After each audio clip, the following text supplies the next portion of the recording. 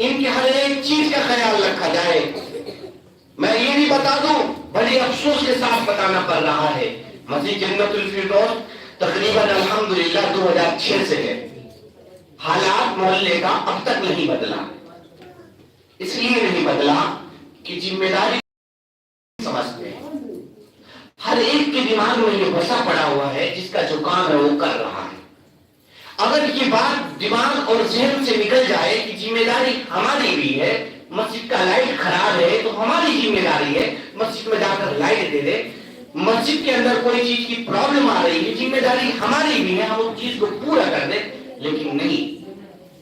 جس کا جو کام ہے وہی کرے۔ جب تک یہ دماغ کے اندر بس جائے گا اور بسا رہے گا، یہ کام کبھی پائے تکمیل تک نہیں ہو سکتا۔ آج آپ کے اور ہمارے بیچ الحمدللہ آپ کے امام صاحب اس سال افتاء کی تعلیم بھی حاصل کی، اور الحمدللہ آپ کے امام صاحب مفتی بھی بنے۔ کل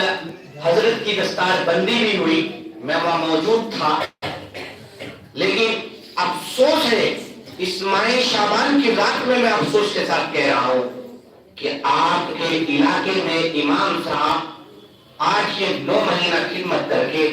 اپنے گھر روا روا ہو رہے ہیں۔ یہ کتنی افسوس کی بات ہے۔ ہم گھر جاتے ہیں، ہمارے بہت سارے بھائی یہاں موجود ہیں، ہمیں 100 روپے تنخواہ دیتے ہیں، 200 روپے دیتے ہیں، وہ بھی ٹائم پہ نہیں ملتا، بڑی افسوس کے ساتھ مایوس ہو کے ہم آتے ہیں۔ آپ خود بتائیے، ہماری خود کی الگ اگر ذمہ داری ہے، میں خود امام صاحب کو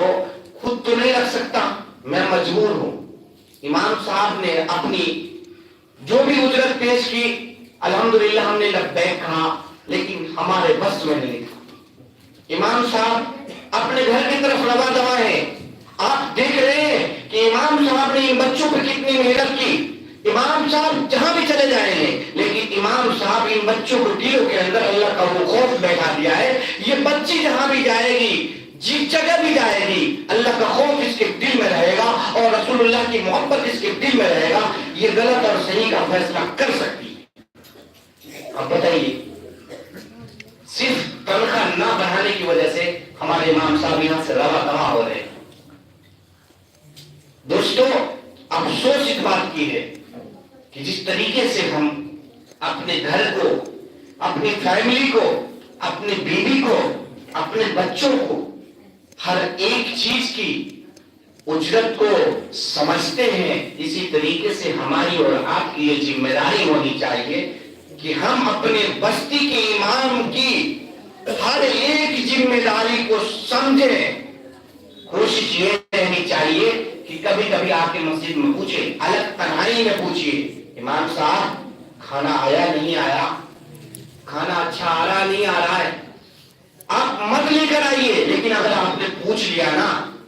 تو ان کے دل سے بہت دعائیں نکلیں گی، وہ کہیں گے کہ نہیں محلہ ہمارا فکر مند ہے،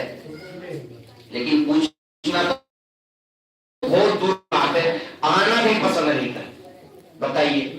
اللہ تعالیٰ سے دعا ہے اللہ تعالیٰ ہمیں بھی اور آپ کو بھی سمجھ بوجھ عطا فرمائے، اور اللہ تعالیٰ جس طریقے سے ہم اپنی گھر کی ذمہ داری کو ذمہ داری سمجھ کر کرتے ہیں، اسی طریقے سے ہماری اس مسجد کی ذمہ داری کو سمجھ کر کرنے کی توفیق عطا فرمائے۔ جس دن ہم سمجھنے والے بن جائیں گے نا، انشاءاللہ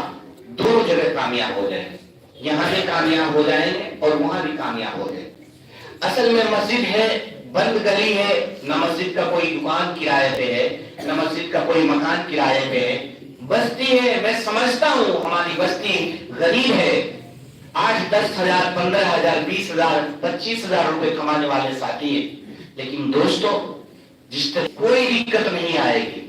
کوئی پریشانی نہیں آئے گی، اللہ آپ کے کام میں اور بھی برکت عطا فرمائے گی۔ اگر آپ نے مہینے میں 300 روپے اللہ کے گھر میں بھی دے دیا، 10 روپے روز ہوا،